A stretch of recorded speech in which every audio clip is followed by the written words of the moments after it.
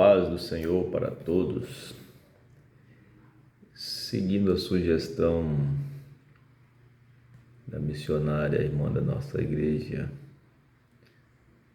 em comentar nossas revistas da CPAD, nós iremos fazer uma introdução e nessa introdução estaremos explanando todo o conteúdo da lição de forma sucinta e resumida do assunto que a lição número 4 vai tratar. O tema da nossa revista, os irmãos podem ver, relacionamento em família, superando desafios e problemas com exemplos da palavra de Deus. A nossa base, a nossa regra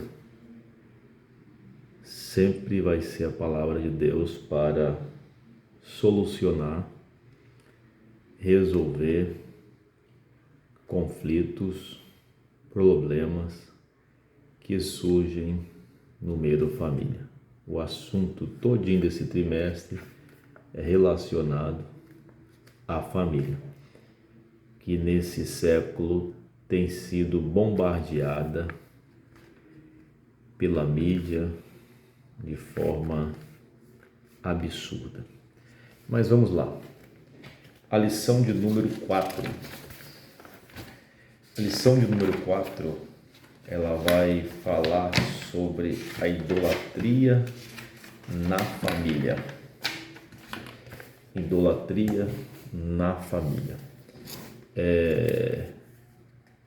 Já na capa dessa lição de número 4, ela já tem uma imagem, e essa imagem ela vai nos reportar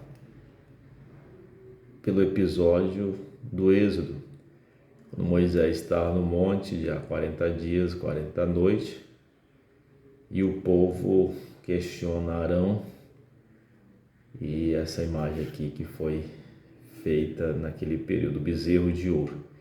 Então aqui tem um bezerro simbolizando a idolatria na família. Então o tema da lição é idolatria na família. O texto áureo que o comentarista da lição vai colocar para nós é na primeira carta do apóstolo João, no capítulo 5, versículo 21. Ele vai escrever para os amados, é uma epístola universal. Ele vai dizer: filhinhos, guardai-vos dos ídolos. Amém. A nossa verdade prática, a adoração a ídolos implica priorizar tudo aquilo que coloca no lugar de Deus. Já com essas três informações, título, texto áureo e verdade prática, já dá para nós termos o entendimento daquilo que o comentarista vai trazer para nós nos 3 tópicos que a lição apresenta. Idolatria na família, uma carta escrita pelo apóstolo João. Lembre-se vocês que naquele período onde o Império Romano dominava, existia muitos ídolos, né? Os ídolos da Grécia e os ídolos romanos, tanto que quando Paulo aparece numa região, por ser tão eloquente, ele e o outro apóstolo, eles chamam de Júpiter e de Mercúrio, aderindo aos apóstolos divindade. Então, a facilidade do ser humano se renderem a ídolos é muito grande, ou colocar alguma coisa na sua mente, no seu coração, substituindo a divindade, a soberania e a eternidade de Deus, esfriando o seu relacionamento com o seu Criador. Então, adoração a ídolos implica priorizar tudo aquilo que se coloca no lugar de Deus. Tomemos cuidado com isso. Nosso texto, nossa leitura bíblica em classe. O comentarista ele pega 2 textos clássicos da Bíblia, um no Pentateuco e um nos livros históricos, né? Do Pentateuco ele pega o primeiro livro da Bíblia, como a sequência da nossa lição até a 4ª lição tem vindo no livro de Gênesis, né? Ele continua falando no capítulo 31 de Gênesis e no capítulo 17 de Juízes, que eu vou passar a ler agora, para assim nós extrairmos algumas coisas importantes deste texto. Eu vou só dar uma introdução, irmãos, não vou comentar tópico por tópico, né? Mas creio que essa introdução será de grande valia para os irmãos.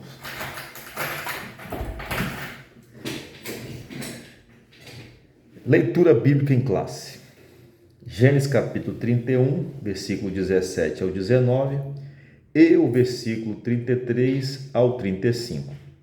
E Juízes capítulo 17, versículo 1 e 3, versículo 1 e 3 ao 5. Passo a ler nesta hora. Então se levantou Jacó, pondo seus filhos e suas mulheres sobre os camelos, e levantou todo o seu gado e toda a sua fazenda que havia adquirido, o gado que possuía, que alcançara em Padã-arã, para ir a Isaque, seu pai, à terra de Canaã. E havendo Labão ido a tosquiar as suas ovelhas, furtou Raquel os ídolos que seu pai tinha.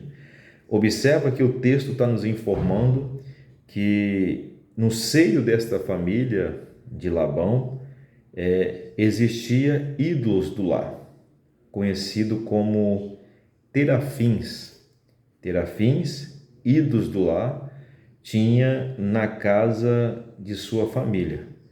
Aí ela já estava habituada, né, com estes ídolos e familiarizada neste contexto familiar. Versículo 33.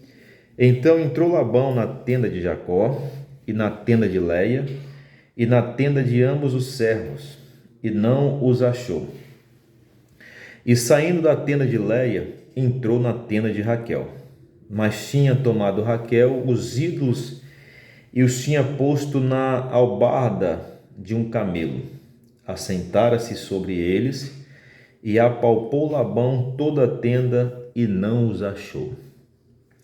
E ela disse a seu pai: não se acenda a ira nos olhos de meu senhor, que não posso levantar-me diante de sua face, porquanto tenho costume das mulheres. E ele procurou, mas não achou os ídolos. Juízes capítulo 17. E havia um homem da montanha de Efraim, cujo nome era Mica. Assim, restituiu os 1.100 moedas de prata à sua mãe. Porém, sua mãe disse: inteiramente tenho dedicado este dinheiro da minha mão ao Senhor para meu filho, para fazer uma imagem de escultura e de fundição, de sorte que agora tu tornarei a dar. Porém, ele restituiu aquele dinheiro à sua mãe, e sua mãe tomou, dizendo: 200 moedas de prata e as deu ao ourive, o qual fez delas uma imagem de escultura e de fundição. E esteve em casa de Mica. E tinha este homem, Mica, uma casa de deuses, e fez o éfode e terafins, e consagrou a um de seus filhos para que lhe fosse por sacerdote. Esses são os dois textos escolhidos pelo comentarista Leonel Cabral. Dois textos que nos dão informação suficiente para abordar o tema da nossa revista, a idolatria no meio da família ou a idolatria no lar. Eu gostaria de tratar com os irmãos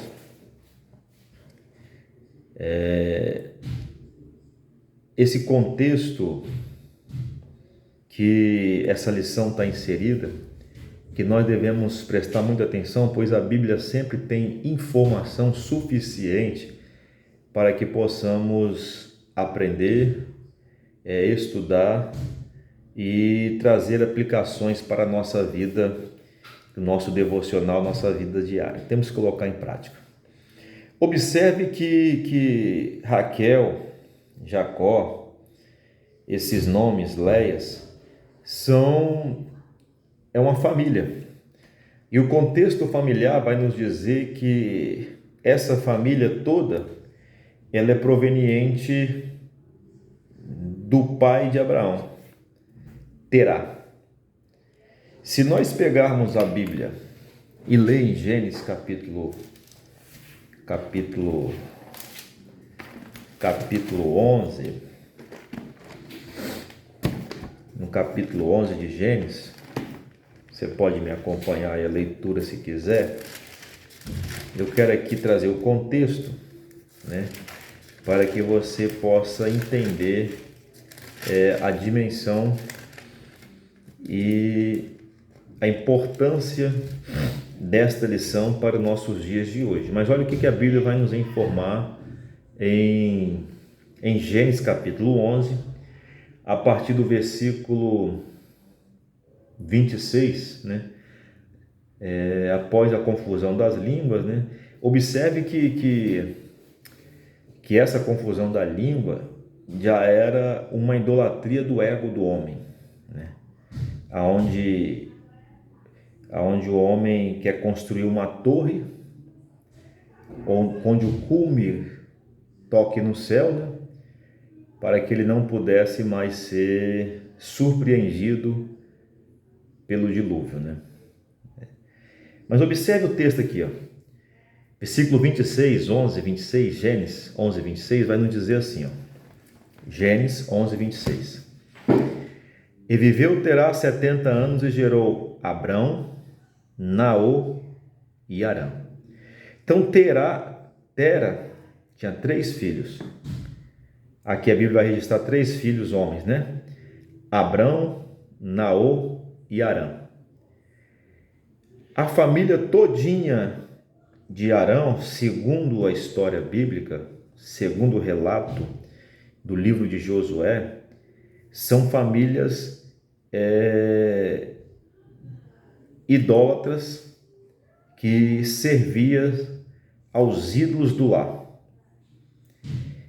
Estas são a geração de Tera. Tera gerou Abrão, Naor e Harã. Harã gerou a Ló. E morreu Harã, estando seu pai Tera ainda vivo, na terra do seu nascimento, em Ur dos Caldeus. Tomara Abrão e a Naor mulheres para si.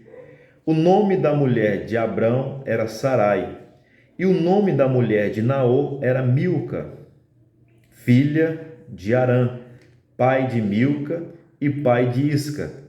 Sarai foi estéril e não tinha filhos. Tomou Tera a Abrão, seu filho, e a Ló, filho de Harã, filho de seu filho, e Sarai, sua nora, mulher de seu filho, Abraão, e saiu com ele de Ur dos Caldeus para ir à terra de Canaã. e vieram até Harã e habitaram ali, e foram todos os dias 205 anos, e morreu Tera em Harã. Observe que o contexto da idolatria está na convivência familiar. Como diz aqui na introdução, eu começo a entrar na introdução. Temos nessa lição duas histórias, os dois textos do Antigo Testamento distintas que relatam a convivência com a idolatria dentro da casa. A convivência é a ação ou resultado de conviver diariamente, todos os dias, de estar perto. É o ato de existir no mesmo espaço de modo equilibrado e harmonioso e coexistente. É a relação estabelecida entre pessoas que se encontram diariamente, com frequência, convívio próximo, regular. Forma de viver em que é possível partilhar vida em comum ou contato diário, coabitação, comunhão. Nessa convivência, nessa comunhão, nesse resultado de conviver, de estar junto, eles estavam convivendo com a idolatria. Perceba que no texto que Josué, quando convoca a nação pós-exílica, ele faz uma advertência para aquele povo pós-exílico, né, que sai do Egito, e ele faz uma advertência. Olha a advertência que ele vai dizer para nós. Josué capítulo 24. Nós vamos estar muito lendo o texto aqui para a gente entender a idolatria no lar. Josué capítulo 24, versículo 1 em diante, vai dizer bem assim: Depois ajuntou Josué todas as tribos de Israel e Siquém, Josué, e chamou os anciões de Israel e os seus cabeças, os líderes, e os seus juízes, e os seus oficiais, e eles se apresentaram diante de Deus. Então Josué disse a todo o povo: Assim diz o Senhor, assim diz Deus de Israel, da além do rio, antigamente habitaram vossos pais, ou seja, convivência dos pais antigamente. O que esses pais tinham?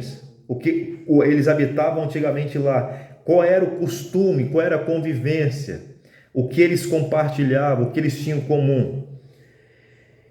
Vossos pais, Tera, pai de Abraão, pai de Naor, e serviram a outros deuses, e serviram a outros deuses, e serviram a outros deuses. Eu, porém, tomei Abraão, Deus falando, vosso pai, da além do rio, e fiz andar por toda a terra de Canaã. Também multipliquei a sua semente, e dei-lhe Isaque, e Isaque dei a Jacó, e Esaú dei a montanha de Seir para possuir, porém Jacó e seus filhos desceram para o Egito. Então enviei Moisés e Arão, feri ao Egito, como fiz no meio dele, e depois vos tirei de lá. E tirando eu vossos pais do Egito, vieste ao mar, e os egípcios perseguiram vossos pais com carros e com cavaleiros até ao mar vermelho, e clamaram ao Senhor, que por uma escuridão entre vós e os egípcios, e trouxe ao mar sobre eles, e os cobriu, e os vossos olhos viram o que eu fiz no Egito. Depois habitastes no deserto muitos dias. Então eu vos trouxe a terra dos amorreus, que habitavam da além do Jordão, os quais pelejaram contra vós, porém os deis na vossa mão, possuíste a vossa terra, e o destruí diante de vós. Observe que o versículo que nós queremos tomar aqui, para dizer o convívio, o contexto familiar, o versículo 2, vai dizer que Tera, pai de Abraão e pai de Naor, e serviram a outros deuses. Dentre esta família, no capítulo 12 de Gênesis, Deus tira Abraão. Deus tira Abraão do meio da idolatria, para mostrar que ele é o único Deus suficiente, o Deus invisível, o Deus poderoso, o Deus onisciente, o Deus onipresente, onipotente, o Deus imutável, o Deus soberano. Deus tira Abraão do meio da idolatria, arranca a idolatria do seu coração, dos seus sentimentos, da sua mente, e mostra para ele o verdadeiro Deus criador de todas as coisas. Mas, ao gerar filhos, as famílias continuam entre si. Isaac casou com Rebeca. Rebeca era da descendência de Naor. Naor servia a ídolos, a terafins. Jacó casa com Raquel e Léia, filha de Labão, que era irmã de Rebeca, e Betuel, que também servia a terafins e ídolos. Observe que, ao não se desligar da idolatria, essa raiz de convivência familiar, ela vai permeando nos descendentes de Terá, menos em Abraão, mas os seus filhos se relacionam com pessoas e famílias que tinham convivência e equilíbrio, ou equilíbrio não no sentido de coexistência, de comunhão, de partilhamento de ídolos do lar, terafins. Aí você vê o contexto de Gênesis capítulo 31, que é o texto da nossa lição, aonde após Jacó servir ao seu sogro Labão pelas suas duas esposas e pelo trabalho também que ele foi para poder sair com alguma coisa, ele toma a decisão, Deus chama ele para que ele volte para a terra de seu pai Isaac. Observe que a convivência com a idolatria dentro da casa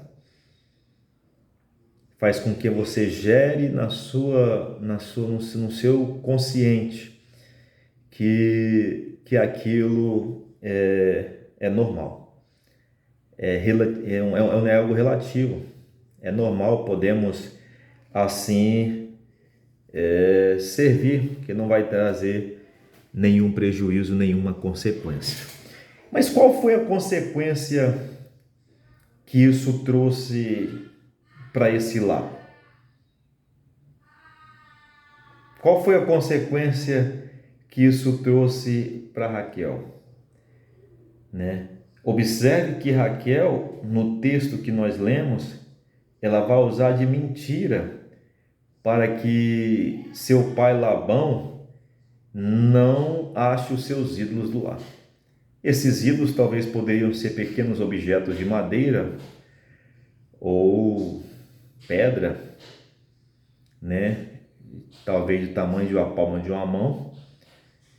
Nesse caso dos terafins que Raquel furtou do seu pai, Ela comete aqui dois delitos, o furto e comete a mentira para poder sair ilesa daquilo que seu pai veio fazer, tentar recuperar o seu terafim, porque ela tinha na sua mente que, com posse desses terafins, ela teria direito à herança de seus pais, de seu pai, Mas sabendo ela que o marido dela, Jacó, Israel, servia ao Deus único, suficiente e verdadeiro, ao Deus que havia livrado Jacó de Labão, porque Labão tentou enganar Jacó por inúmeras vezes, mas Deus sempre transformando o prejuízo que Labão queria trazer para Jacó em bênção divina. A segunda parte da nossa introdução aqui, No primeiro caso, temos Raquel, a mulher de Jacó, que sabia que seu marido servia a Deus de seus pais. No caso aqui, Isaac e Abraão, né? Porque convivência, né? Relacionamento, por isso é importante nós como pais, né? De mostrarmos para os filhos a quem servimos, né? Porque a mídia, seja ela televisionada, através de rádio ou de internet, né? Através de celulares, ela traz um contexto completamente fora da nossa realidade e princípios éticos, morais e espirituais que a Bíblia ela tem para trazer para nós. Observe que o convívio que Isaac teve com seu pai, ele aprendeu acerca da existência, da onisciência, do Deus único, invisível e verdadeiro. Transmitiu para os seus filhos, só Jacó conseguiu absorver e internalizar isso para si, que conseguiu colocar e ter intimidade com esse Criador, né? Foi possível isso, só ele pôde fazer isso. Aí a lição vai dizer mais aqui: entretanto, Raquel achava-se insegura quanto ao seu futuro. Queridos, quantas pessoas, pela insegurança do futuro, fazem escolhas erradas ou se precipita, se antecipa ou toma decisões precipitadas com medo do futuro. Para nós cristãos que servimos a um Deus vivo e o tememos, nós não temos medo do futuro, pois o futuro que nos espera é um futuro de glória, de bênção e de vida eterna. Não podemos ficar desesperados acerca do futuro. Paulo falou que nem o futuro, a carta aos Romanos vai dizer várias coisas, mas ele vai ter uma palavra, nem o futuro, nada pode nos separar do amor que está em Cristo Jesus, nosso Senhor. Continuando a nossa introdução, observe que esse é o contexto da família de Jacó. Convivência, Terá. Alguns vão dizer que Terá era criador de deuses, fabricante de terafins, dos ídolos do lares. E isso permeou na vida do outro filho, irmão de Abraão, o Naor, permeou na vida dele, e isso foi gerado na sua geração, na geração de Naor. E Jacó casou Isaac casou com uma das filhas de Naor, e Raquel com uma das filhas de Labão, que era filho de Naor, né? Então, entre famílias, convívio. Ou seja, precisamos quebrar essa permissividade de espíritos familiares que às vezes atravessam gerações. Espíritos familiares que atravessam gerações, né?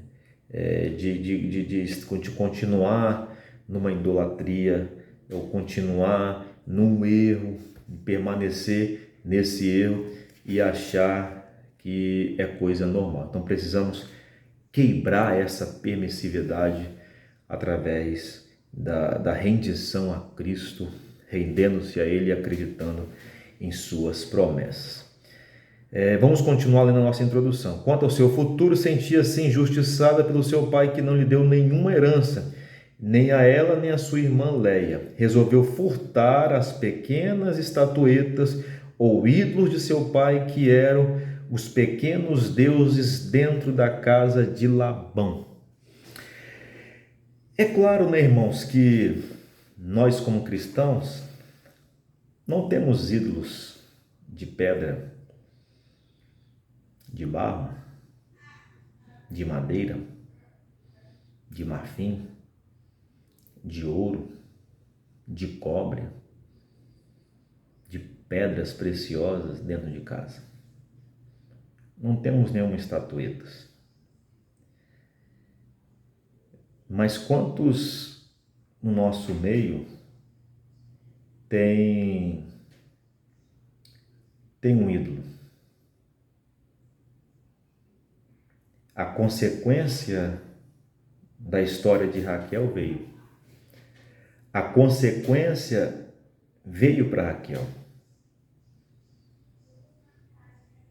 A morte que Jacó, a maldição que Jacó havia lançado veio para Raquel. No capítulo 31 de Gênesis, vai dizer bem assim, ó. No capítulo 31 de Gênesis, vai dizer assim, ó. Capítulo 35 de Gênesis. Quando ela dá a luz a Benjamim.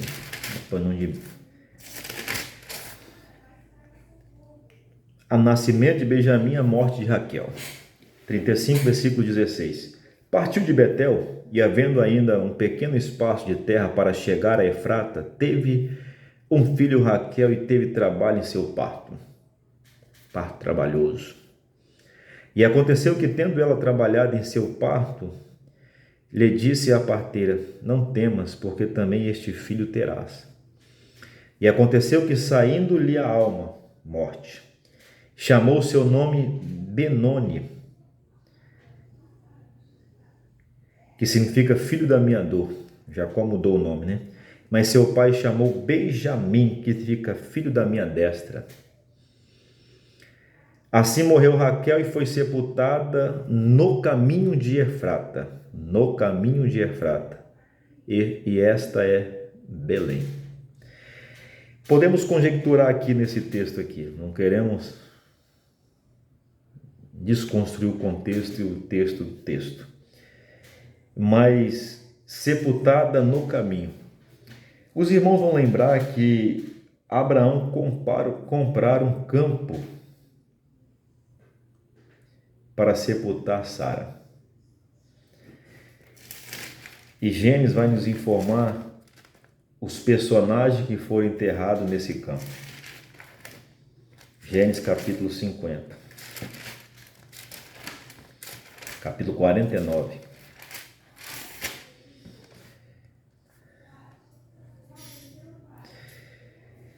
Capítulo 49, versículo 28 em diante, vai dizer bem assim, ó: todas estas são as 12 tribos de Israel. Isso é o que lhes falou seu pai quando os abençoou, e cada um deles abençoou segundo a sua bênção. Depois ordenou-lhes e disse-lhes: eu me congrego ao meu povo. Sepultai-me com os meus pais na cova em que está no campo de Efron, o Eteu, na cova que está o campo de Maquipela, que está em frente de Manri, na terra de Canaã, a qual Abraão comprou aquele campo em Efron, o Eteu, por herança de sepultura. Herança de sepultura. Olha a herança. Ali sepultaram Abraão, Sara, sua mulher. Ali sepultaram Isaque, Rebeca, sua mulher. Ali eu sepultei Leia. O campo é a cova que está nele. Foram comprados aos filhos de Éter. Acabando, pois, Jacó de dar mandamento a seus filhos, encolheu os seus pés na cama e expirou, e foi congregado ao seu povo.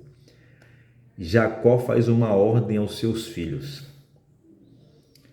Ele diz: eu quero ser sepultado na herança de meus pais.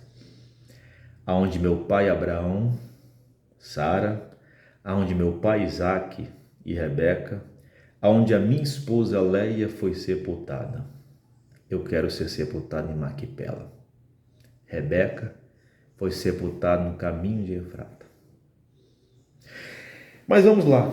Eu disse que nós temos que quebrar esses permissividade familiar, ou espíritos familiares que atuam. Observe que Jacó era um homem extremamente espiritual e entendia os princípios que aprendera de seu pai Isaque, de que o Deus que ele servia era o único Deus verdadeiro, invisível e real. Observe que no livro de Gênesis, eu estou só trazendo informação dentro do contexto da Bíblia para que os irmãos possam entender o perigo da idolatria no lar. Mas nós, como cristãos, nós temos um outro aspecto de idolatria que trazemos para dentro da nossa casa, para dentro de nós, dentro da nossa mente, e achamos que isso é normal. Mas isso tem consequências imediatas, tem consequências a curto e a longo prazo e pode trazer consequências eternas para a nossa vida. Por isso temos que tomar muito cuidado com nossas escolhas e permissividade, deixando a atuação desses espíritos familiares atuarem na nossa família. Olha aqui, olha como é que Jacó quebra esse princípio de convivência idolátrica no meio de sua família. Jacó conviveu aproximadamente 20 anos na casa de Labão. Conviveu com isso. Estava perto disso. Como separar a idolatria do sogro, dos filhos do sogro, dos servos do sogro, e como se manter em meio de tudo isso com sua fidelidade a Deus. Olha que coisa difícil. Não parece que nós estamos vivendo esse mesmo contexto, né? Mas olha como que Abraão, quando sai de imediato, que Deus manda, após a sua caminhada, ele recebe de Deus uma ordem. Ou seja, Deus dá uma ordem para Jacó, para que ele levante o altar e tire do meio dos seus filhos, da sua esposa, daquele povo que estava com ele, toda a idolatria. Capítulo 35 de Gênesis. Olha aqui. Isso aqui é Bíblia, irmãos. Bíblia. Depois disse Deus a Jacó: levanta-te sobre Betel, habita ali, faz ali um altar ao Deus que te apareceu quando fugiste diante da face de Esaú, teu irmão. Altar, lugar de reconciliação, lugar de se arrepender, lugar de colocar o nosso eu no altar de Deus e deixar Deus aparecer e se render a Ele com toda a nossa alma, espírito e corpo. Então disse Jacó à sua família, a minha família, disse Jacó à sua família, e a todos os que com eles estavam sob os seus cuidados, sob o seu serviço, que cuidava do seu rebanho, os seus servos: tirai os deuses estranhos que há no meio de vós, e purificai-vos, e mudai as vossas vestes. Levantemo-nos e subamos a Betel, e ali farei ao altar a Deus, que me respondeu no dia da minha angústia, e que foi comigo no caminho que tenho andado. Então dera a Jacó todos os deuses estranhos que tinha em suas mãos, e as recadas que estavam nas suas orelhas, e Jacó os escondeu debaixo do carvalho que está junto a Siquém, e partiu, e o terror de Deus foi sobre as cidades que estavam ao redor deles, e não seguiram após os filhos de Jacó. Assim chegou Jacó à luz, que está na terra de Canaã. Esta é Betel, e ele todo o povo que com ele havia, e edificou ali um altar e chamou aquele lugar El Betel, porquanto Deus ali se lhe tinha manifestado enquanto fugia diante da face do seu irmão.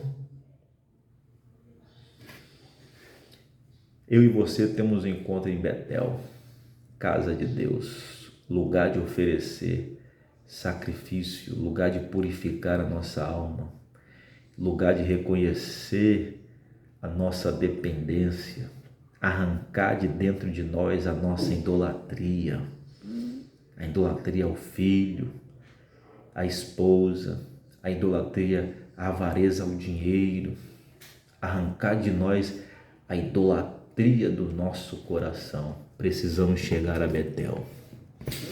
Só vamos entrar na cidade de luz se nos prostrarmos diante do altar de Deus e reconhecermos que somos indignos.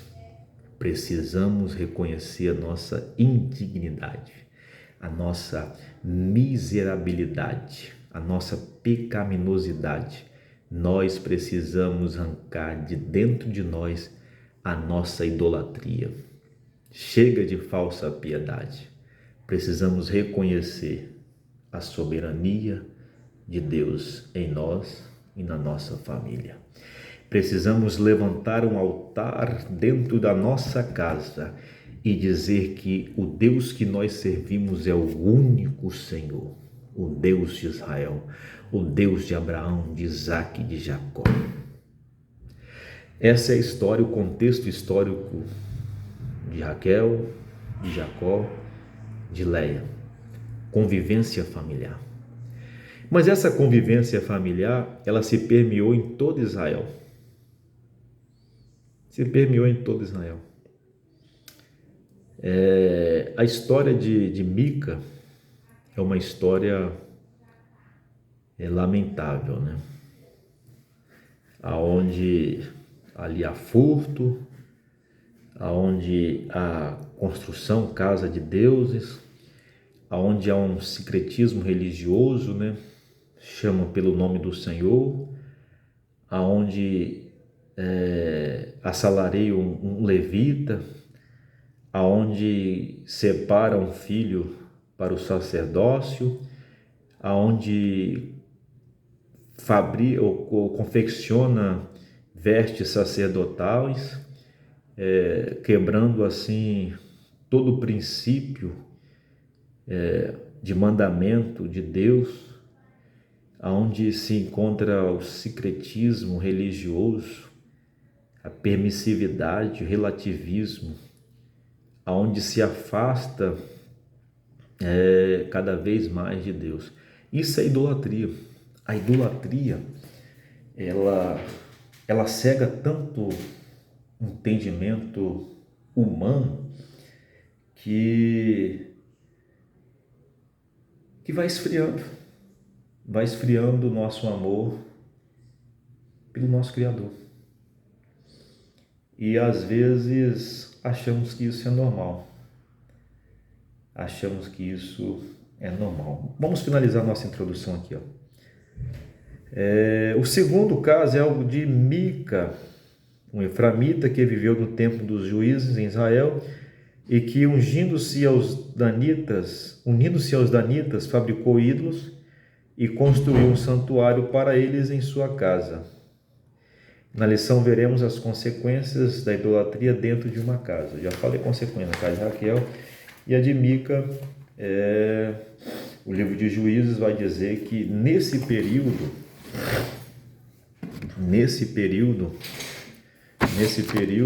de Juízes, cada um fazia o que dava na telha. Cada um fazia o que achava melhor, o que achava que era certo, o que ia trazer benefício. Cada um agia com individualismo, né?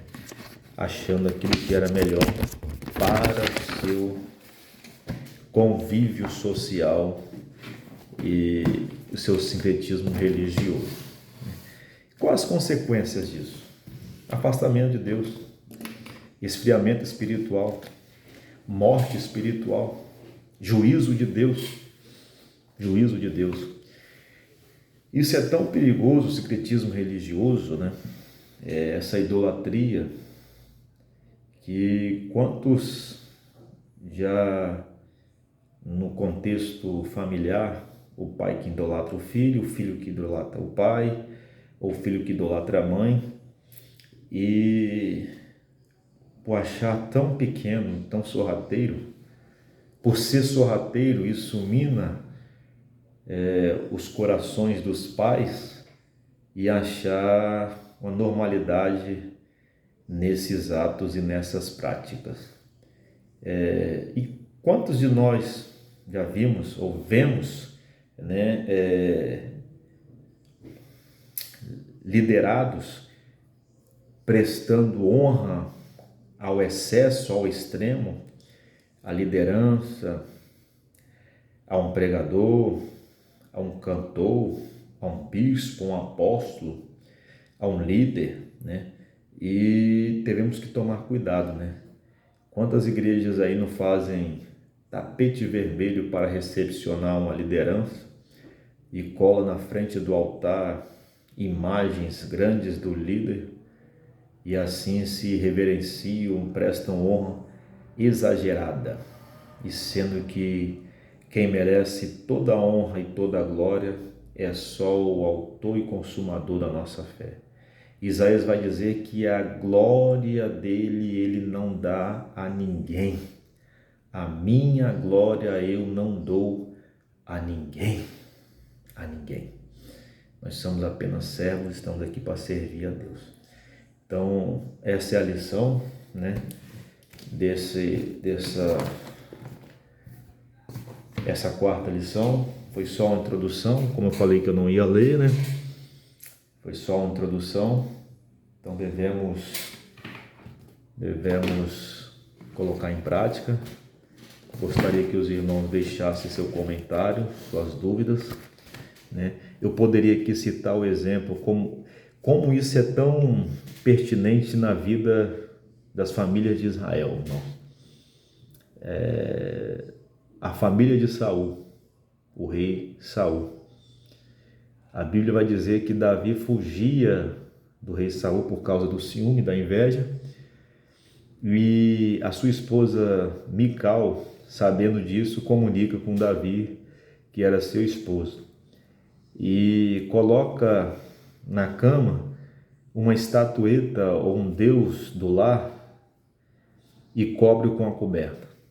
Esse terafim já é um terafim de um tamanho de um ser humano, né? Ou seja, como que a convivência está entrelaçada ao coração do ser humano em relação à idolatria.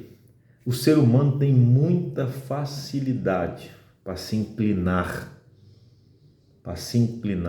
à idolatria, seja ela em forma de ídolos, né?